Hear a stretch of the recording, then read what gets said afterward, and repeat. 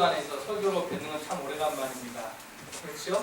네. 제가 그 컴퓨터 자료 찾아보니까 의외로 오래됐더라고요.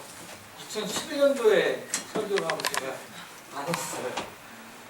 그동안 제 삶의 여러 가지 계급도 변화도 불쌍하고 또 학교의 교회 변화도 있어 그래서 설교 말씀 나눌 기회를 나누지 못했습니다.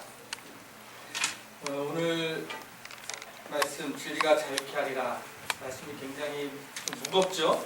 크지요? 제가 이렇게 설교를 자주 오게 되면은 이렇게 순차적으로 이렇게 작은 이야기들을 이렇게 나눌 수가 있는데 이렇게 몇 년에 한 번씩 오면 큰 얘기를 할 수밖에 없어요. 또 한 가지는 또 오래 할 수밖에 없어요. 하고 싶은 얘기가 많아서 오래 하진 않을 것 같고요. 오늘 말씀이 좀 큰 이야기지만 정말 우리에게 꼭 필요한 하나님의 말씀을 믿고 함께 나누도록 하겠습니다. 오늘 말씀은 너무 우리가 자주 듣고 또 귀에 익숙한 말씀이지요. 그래서 그리고 내용도 굉장히 간단하고 이해하기는 쉽습니다. 근데 그 어떤 성경 말씀보다도 정말 중요한 말씀이고 특별히 그리스도인의 삶과 관련돼서 이 말씀은 그리스도인의 삶의 어떤 시작과 과정 또는 그 결과, 열매, 말씀이 집약된 말씀으로 읽혀집니다. 그리스도인이라면 어떻게 살아야 되는가? 또 그 결과는 무엇인가? 압축되어 있는 그런 말씀이라고 보여집니다. 그래서 이 말씀 우리가 좀 자세하고 꼼꼼하게 곱씹어 볼 필요가 있습니다. 제가 다시 한번 읽겠습니다. 그러므로 예수께서 자기를 믿는 유대인들에게 이르시되 너희가 내 말에 거하면 내 제자가 되고 참 내 제자가 되고 진리를 알지니 진리가 너희를 자유케 하리라. 이 말씀을 이렇게 보면 여러분 느끼신지 모르겠습니다만 이 말씀이 이렇게 조금씩 이렇게 상승되는 느낌을 받지 않으세요? 네. 받으시죠? 대답하셔도 됩니다. 네. 그러니까 처음에 이렇게 낮은 단계에서 또는 뭐 낮고 높을 떠나서 이렇게 말씀이 이렇게 이어지면서 변화되는 변화의 어떤 성장의 모습이 느낌이 주어지는 그런 말씀입니다. 그래서 저는 이 말씀을 우리 그리스도의 삶의 믿음의 네 가지 차원 또는 네 가지 단계로 한번 구분해서 말씀을 나누고자 합니다. 첫 번째 단계는 예수님을 일반적으로 믿는 이러한 모습입니다. 오늘 이 말씀을 누구에게 하고 계시죠? 네? 누구에게 하고 있습니까? 이 말씀 읽을 때 말씀의 대상을 잘 봐야 됩니다. 말씀이 누구예요? 유대인이요? 그냥 유대인? 네? 믿는 유대인이에요. 자기를 믿는 유대인. 여러분들 예수님께서 말씀에서 볼 때 자기를 믿는 유대인이다 이렇게 표현한 적 거의 없으세요. 거의 예수님을 믿지 않은 얘기만 많이 하시죠. 믿지 않는 유대인의 모습만 나오죠. 예수님을 믿는 유대인 얘기는 극히 드뭅니다. 근데 오늘 말씀은 자기를 믿는 유대인들에게 하는 말씀입니다. 지금 예수님께서는 자기를 거부하고 비난하고 대적하는 사람들이 아니라 자신을 믿는 사람들에게 이 말씀을 하고 계십니다. 그러니까 예수님의 말씀과 행동을 보고 또 여러 가지 기적을 보기도 하고 또 예수님께서 일으킨 여러 가지 역사를 보면서 예수님을 내가 믿는다 라고 생각하고 예수님을 지금 만나는 그 유대인들에게 좀 하고 있다는 것입니다. 여러분 이 상황이 굉장히 특별한 상황입니다. 왜냐하면 예수님을 믿는 유대인들이 좀 많지 않았기 때문에 대적하기 바빴고요. 거부하기 바빴기 때문에 그러니까 예수님께서 이 예수님을 믿는 유대인들을 보고 굉장히 기뻤을 것 같아요. 오늘 이 말씀 바로 전 상황을 보면 그렇습니다. 예수님께서 죄에 대해 말씀하시고요. 하나님 나라에 말씀하시고 유대인이 막 얘기를 했을 때 성경은 믿는 사람들이 많더라 이렇게 기록되고 있어요. 29절에 보면 믿는 사람이 많았더라 이렇게 되고 있어요. 놀라운 일이 벌어진 겁니다. 지금 그런 지금 유대인들에게 예수님께서 말씀을 하고 있는 것입니다. 그런데 이때 유대인들이 어떻게 예수를 믿었을까요? 훌륭한 랍비로 믿을 수 있었겠죠? 어떤 사람은 엘리야라고 믿었을 겁니다. 어떤 사람은 세례 요한이 환상했다고 믿을 수 있었죠? 믿었겠죠? 또 어떤 사람은 정말 예언자, 선지자, 메시아다 이렇게 믿었을지 모릅니다. 훌륭한 랍비, 개혁자, 또 하나님의 능력을 가진 놀라운 기적을 일으키는 분. 그런데 공통점은 이제 예수님을 막 믿기 시작했다는 것입니다. 예수님을 믿는 건 맞지만 이제 예수님을 막 믿기 시작한 그 믿음의 상태라는 겁니다. 믿음의 시작에 불과하는 것입니다. 오늘 우리가 믿음 생활할 때에 그런 단계에 머물 때가 많이 있죠. 우리가 예수 그리스도를 그리스도라고 고백합니다. 예? 예수님을 구원자라고 고백합니다. 또 예수를 믿으면 구원받는다는 믿음을 믿어요. 이 믿음도 놀라운 것입니다. 그런데 많은 사람은 착각을 해요. 내가 예수를 그리스도를 믿으니까 이제는 다 되었다. 내가 예수 믿고 구원받았으니까 나는 이제 천국 갈 수 있어. 나는 더 이상 아무것도 할 필요가 없어. 물론 말은 그렇게 안 합니다만 믿음의 단계가 거기에 머무는 사람들이 많다는 것입니다. 예수님이 그리스도로 믿어지니까 나는 그냥 기독교인으로서 종교생활 정도만 하면 돼 라고 생각하고 그렇게 습관되어진 기독교인들이 너무 많다는 것입니다. 그러면서 오래 교회 생활했으니까 자신의 신앙이 깊다고 착각하는 사람들도 많이 있습니다. 더 심각한 거죠. 아마 여기 지금 제가 보니까 예수님 믿는 연수가 최소한 10년 이상은 되신 것 같아요. 보통 한 20, 평균 따지면 여기 뭐 한 30년 된 것 같은데 제가 목회를 하면서 참 놀라웠던 사실 중에 하나는 자기 신앙의 연수를 대는 많은 분들이 계시다는 거예요. 내가 예수 믿는 지 몇 년 됐어. 근데 그 말 하는 이유는 내가 젊은 목사니까 너가 아직 믿는 지 아직 어려워. 이렇게 얘기를 하는 거예요. 연수가 믿음을 보장하지 않습니다. 그런 단계에 머물러서는 우리가 예수 그리스도의 믿음에 예수님께서 원하시는 그 믿음의 성숙함에 자랄 수가 없는 것입니다. 이런 사람들은 예수님께서 말씀하신 그 포도나무에 나오는 비유에 나오는 그 접붙여 있지만 붙어 있긴 하지만 붙어 있어 보이는 거죠. 그런데 저 밑에서 오는 그 생명, 그 영양분, 저 나무 뿌리에서 나오는 그 영양분을 받지 못해서 곧 말라서 불에 태워질 그런 가지와 유사한 신앙생활에 머물 수도 있다는 것입니다. 붙어는 있어요. 예수님을 믿어요. 교회는 다녀요. 그러나 예수님의 진리의 말씀, 생명의 말씀, 그것이 내 안에서 열매 맺어지는 단계로 나가지 못하는 모습입니다. 우리가 아무리 예수를 믿는다고 하고 또 교회를 나오고 예배를 습관적으로 드린다고 해서 저절로 변화되고 성숙되고 열매 맺는 것이 아닌 줄 여러분 잘 아실 겁니다. 인도에는 이런 문화가 있어요. 제가 이 비유를 어느 책에 썼기 때문에 혹시 아시는 분인지 모르겠습니다만 인도 힌두교인들은 그 일생에 거룩한 강에 가서 몸을 목욕하고 깨끗이 씻으면 자기가 성숙해서 성인이 된다는 그런 믿음이 있습니다. 한 번도 아니고 매년 또는 한 번에 1년에 몇 번씩 그런 성스러운 강에 가서 몸을 씻는 그런 문화가 있습니다. 어떤 부자가 있었습니다. 굉장히 부자예요. 그래서 그 사람이 마음을 먹고 전 인도에 아주 거룩한 강을 돌아다니면서 몸을 씻는 그런 예식을 갖게 됐습니다. 그리고 자기 종을 데리고 1년 동안 돌았습니다. 그리고 돌아와서는 엄청나게 자신이 이제 성이 있다고 자랑하고 싶어서 파티를 열었습니다. 그리고 파티를 열어서 사람을 다 초대했어요. 내가 이렇게 거룩한 개인신앙의 몸을 다 씻었기 때문에 내가 얼마나 거룩했느냐 보라. 그래서 이제 음식을 내오라고 했습니다. 그래서 종이 음식을 가져왔어요. 가져왔더니 음식을 먹어보니까 감자였는데 감자가 썩은 거예요. 그래서 이 주인이 화가 났죠.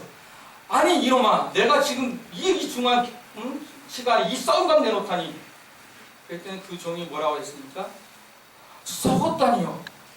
아니 이 감자가 주님께서 강에 들어갈 때마다 담갔다가 뗐다가 얼마나 거룩한 지금 감자인데 썩었다니요. 무슨 말씀입니까?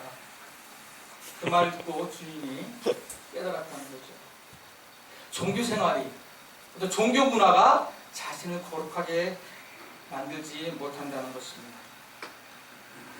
우리가 아무리 신앙시간 연수가 길고 종교생활 열심히 한다고 해서 믿음이 저절로 자라지 않습니다.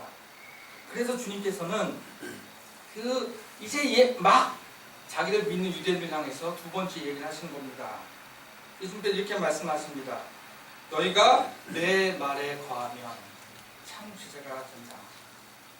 여기서 이 말이라는 것은 성서 단어 로고스예요. 그냥 워드, 일반적인 말이 아니라 내 로고스예요. 나의 로고스에 거하면, 머무르면 라고 예수님께서 말씀합니다. 우리가 보통 머무른다, 거한다는 단어는 사실 공간적인 개념이잖아요. 그렇죠? 그런데 말씀에 거한다, 머무른다 잘 와닿지가 않습니다. 그런데 한번 여러분들이 이렇게 생각해 보세요. 친구에게 야, 우리 집이 비었는데 우리 집에 며칠 머물래? 라고 말한다. 그렇게 한번 여러분들이 권유한다면 그 말 뜻은 그 친구 보고 우리 집 비었으니까 집에 와서 그냥 가만히 있으라는 얘기는 아니겠죠. 우리 집에 거하라는 얘기는, 머물라는 얘기는 뭐냐면 나와 같이 먹고 생활하고 나랑 같이 시간을 보내면서 나와 친교하고 정을 나누자, 사랑을 나누자, 이런 얘기입니다. 여기서 말씀에 머무른다는 뜻도 그런 식으로 여러분 한번 상상해 보시기 바랍니다. 내가 말씀과 함께 먹고 마시고 생활합니다. 주님의 로고스와 함께 내 삶이 함께합니다. 주님의 로고스가 내 삶을 윤택하게 만드는 생활 속에서 늘 함께하는 그러한 영양, 생명의 양식이 된다. 내 말이 너희 안에 거하면, 또는 너희가 내 말과 함께하면 그런 일이 일어난다 라는 것이지요.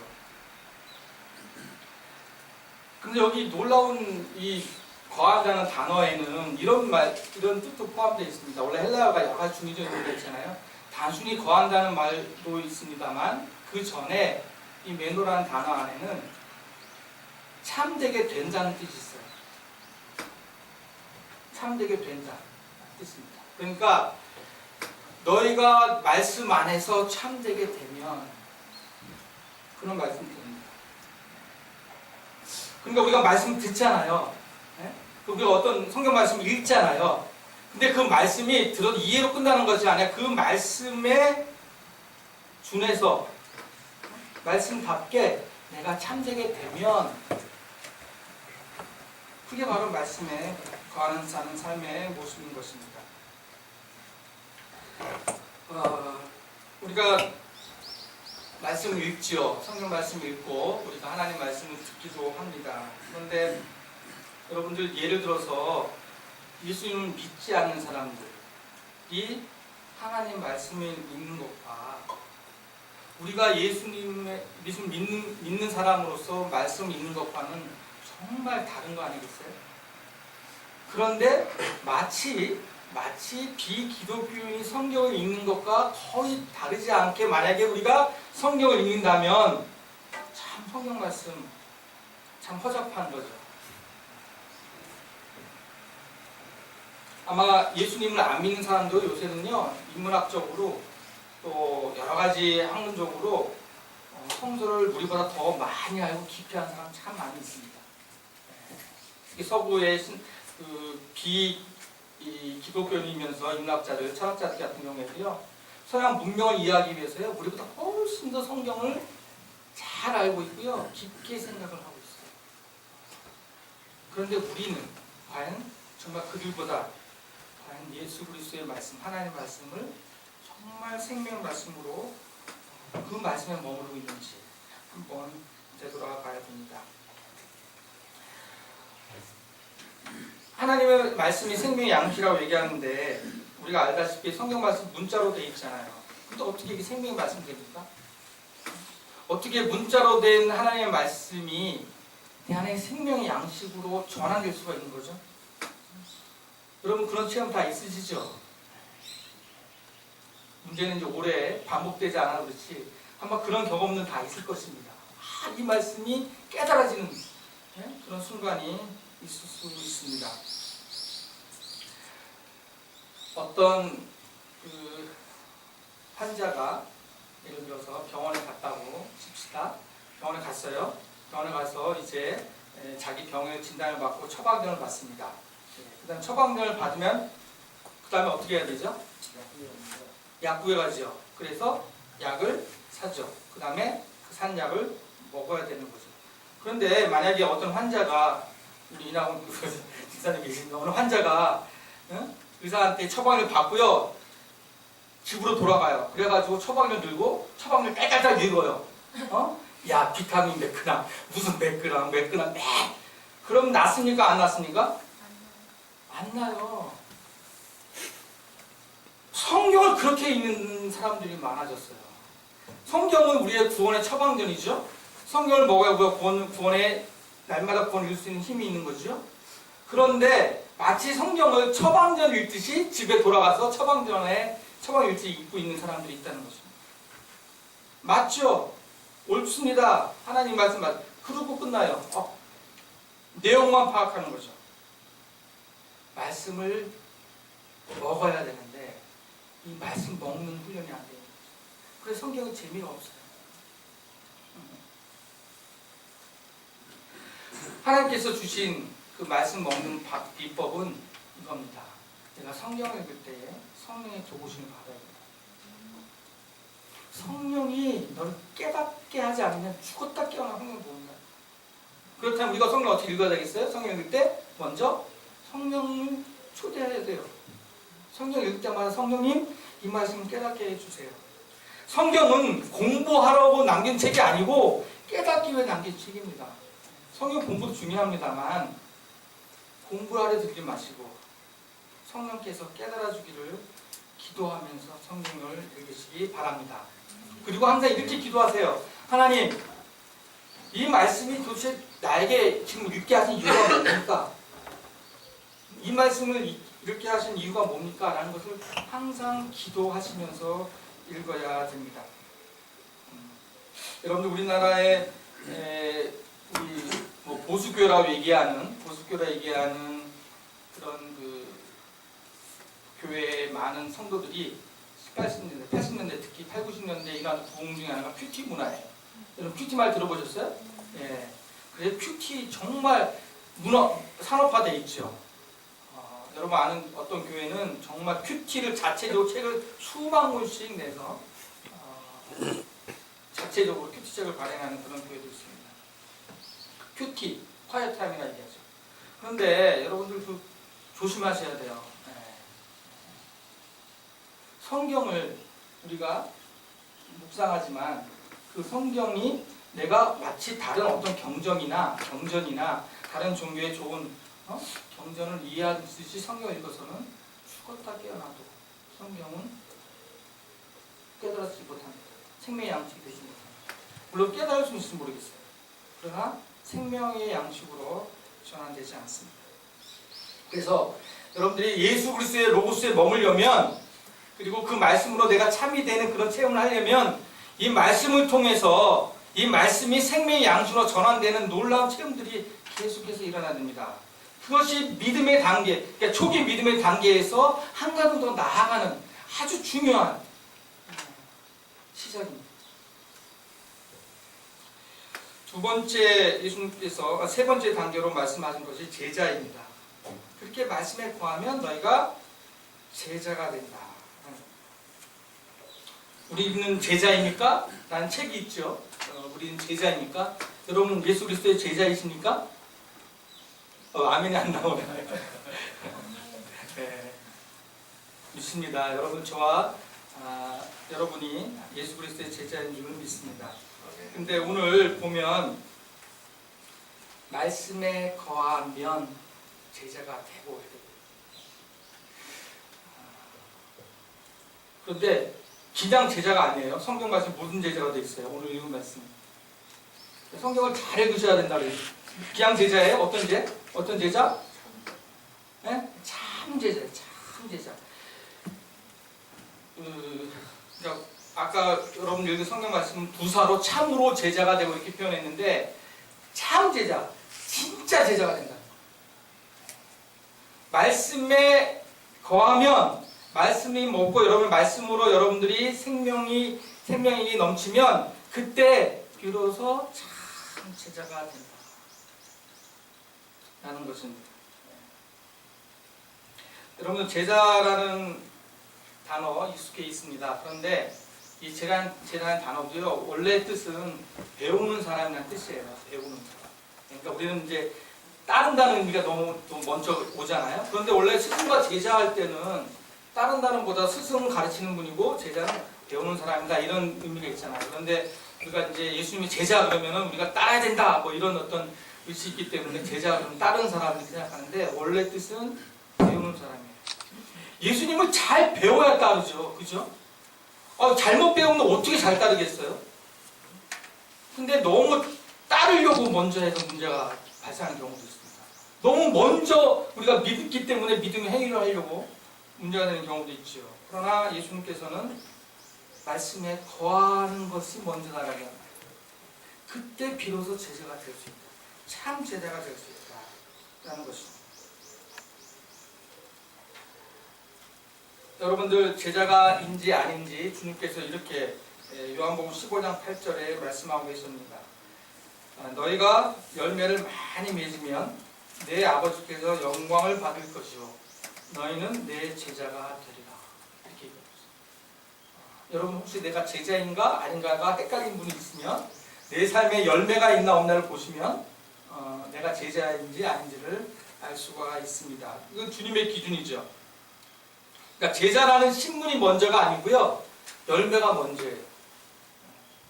열매를 보면 그 사람이 제자인 줄 아닌 줄 안다는 거죠. 열매를 맺히면 그 사람이 제자가 된다는 겁니다. 근데 우리가 열매 그러면 또 뭐 세상적인 성공, 뭐 권력, 돈, 뭐 이런 거 생각하지 마세요. 주님께서 말씀하시는 열매는 하나님께 드려지는 영광 받으실 열매예요. 그건 눈에 보이지 않는 것이 우선입니다. 여러분들, 성령에 많은 열매들이 있습니다. 성령의 열매도 중요한 열매예요. 사랑, 희락, 화평, 인내, 자비, 양감, 충성, 옥류, 절제. 성령의 9가지 열매도 우리 안에 맺혀져야 돼요. 그것이 맺혀진 모습이 바로 제자의 모습인 것입니다. 열매 맺는 삶, 이것이 제자로서의 삶이라면 그 열매를 맺기 위해서 앞서 말씀하신, 주님께서 말씀하신 내 말씀에 머무는 삶이 계속 이어져야 되는 것입니다. 네 번째 부분입니다. 오늘 말씀의 결론이기도 합니다. 진리를 알게 되므로 진리로 말미암아 자유케 된다라는 것입니다. 진리를 알게 된다. 말씀에 거하고 이제 너희가 참 내 제자가 되면 진리를 알게 된다. 와, 이거 엄청난 축복 아니에요? 여러분들? 세상 사람은 지금도 진리가 뭐냐고 물어봅니다. 많은 철학자들, 도대체 진리가 뭐냐고 물어봅니다.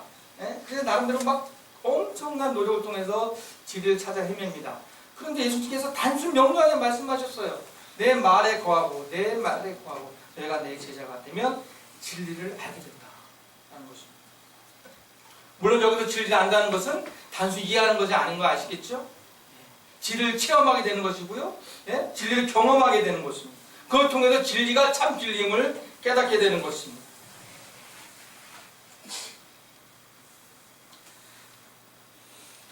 진리를 아는 데 머무는 것이 아니라 진리를 알게 되면 어떻게 된다고요? 진리가 너희를 자유케 한다. 여기서 누가 누구를 자유케 합니까? 진리가 나를 자유케 하는 거예요. 진리가 주체고요, 우리가 객체예요. 진리가 주어고 우리가 목적어예요.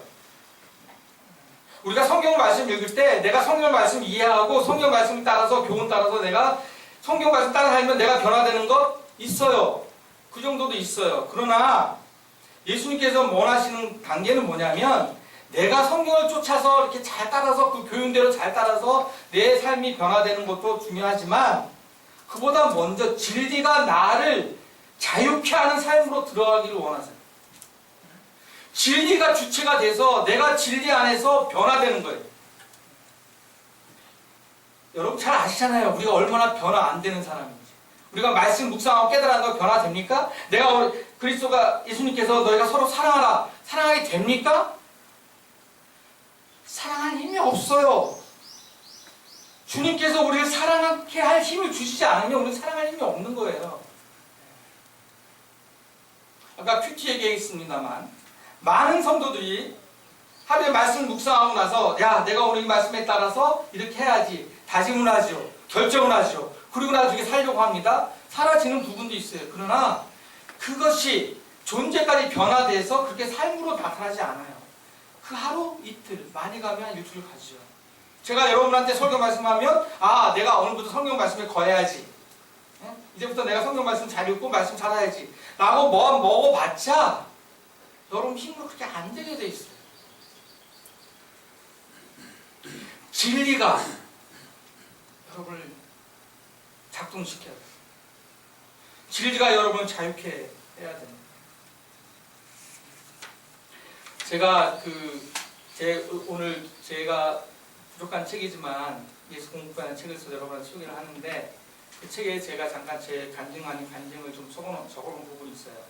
제가 이 길을 신앙의 길을 걸어오게 된 계기가 고등학교 2학년 때 성경 말씀을 읽기 시작했어요.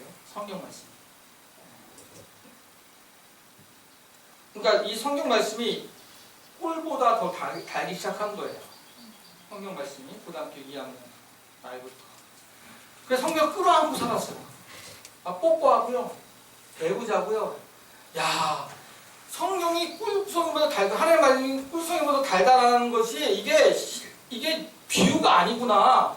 실제구나. 그래 배우자고 안고 자고 성경책을 사서 막 그리고 고등학교 생활을 2학년 시작을 했는데 그런 삶이 완전히 달라졌어요. 그런데 어느 날 이런 의문이 들기 시작했어요. 성경을 막 읽고 다른 책을 보다 보니까 비슷한 얘기가 너무 많이 나오는 거예요. 성경 예수님께서 하신 말씀하고 부처님께서 하신 말씀하고 막 다르지가 않아요. 그리고 또 교훈적으로 보아도 더 좋은 말씀이 더 많은 거예요. 이거 뭐지? 난 성경이 유일한 진리라고 생각하는데 이게 뭐지? 그때도 고민되더라고요. 기도했죠. 도대체 이게 뭐죠? 그래서 깨달았습니다. 그때 성경이 나를 변화시킵니다. 말씀이 나를 변화시킵니다. 유사한 말씀을 우리가 다른 경우에 읽을 수 있어요. 굳이 말씀이 있어요. 그러나 성경은 성령께서 그 말씀 중에서 나를 변화시킵니다. 그 말씀이 나를 변화시킵니다. 내가 말씀에 근거해서 내가 이렇게 변화를 노력해서 변화된 것이 아니고 물론 그렇게 되는 것도 있어요. 생활적으로는. 그러나 내 존재의 변화는 특히 자유라는 이 어마어마한 존재의 상태는 진리가 하는 것이다. 그러므로 우리가 할 수 있는 것은 뭐냐면 그 진리 앞에 우리를 겸손히 내려놓는 겁니다. 그 말씀 앞에 우리를 자신을 내려놓는 거예요. 성령께서 나는 그런 말씀에 따를 힘이 없습니다. 그러나 주님, 성령님, 이 말씀이 나를 변화시키도록 도와주십시오. 이 말씀이 나를 자유케 하도록 도와주십시오. 말씀 앞에 내 자신을 내려놓는 것이죠. 자유. 여러분은 자유롭고 싶으시죠? 네. 그 자유라는 것은 애초에 단어 자체가 뭐뭐로부터 자유입니다. 뭐뭐로부터 해방되는 것을 뜻합니다. 성경 단어도 그렇습니다. 걸림돌이 없는 상태를 말합니다. 자유로운 삶이란 그래서 죄로부터도 걸림돌이 없는 것. 자신의 욕망으로부터 자유로운 사람들. 삶에 거침이 없는 사람들. 무슨 일을 하든 걸림돌이 없는 그런 상태가 자유로운 상태입니다. 여러분들 예수님께서 참 복에 대해 말씀을 많이 하셨어요. 제가 설교 여러 개 다녔지만 설교자를 위해서 복 빌어주는 기도는 처음 봤어요. 오늘 처음 들었습니다. 설교자를 위해서 복을 빌어주시다니. 보통 그렇게 기도하잖아요. 오늘 설교 말씀을 하나님께서 사로잡아서 하나님 말씀 잘 전달하게 해주세요. 이렇게 기도하시는데 오늘 집사님께서 설교자 복을 빌어서 제가 마음에 감동이 확 왔습니다. 예수님도 보고에서 참 많이 말씀을 많이 하셨어요. 성경에 행복하다, 행복한 뭐 이런 단어 많이 나옵니다. 근데 마카리오스라는 단어, 행복하다라는 단어, 행복한이라는 단어의 해설은 이렇게 되는 겁니다. 일상적인 염려와 걱정으로부터 자유로운 상태. 행복이 뭐냐라고 얘기하면 일상적인 염려와 걱정으로부터 자유로운 상태가 행복한 거예요. 만약에 여러분들이 지금 그런 일상적인 걱정과 염려가 없다면 여러분 참 행복한 사람인 거죠.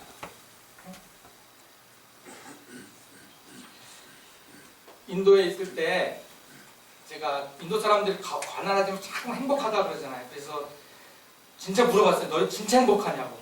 가난한 어린아이한테. 그리고 부자인 어린아이한테. 그랬더니 부자인 어린아이는 행복하지 않대요. 그냥 과외도 다녀야 되고 학교 다녀야 되고 너무 난리는 많아서 행복하지 않대요.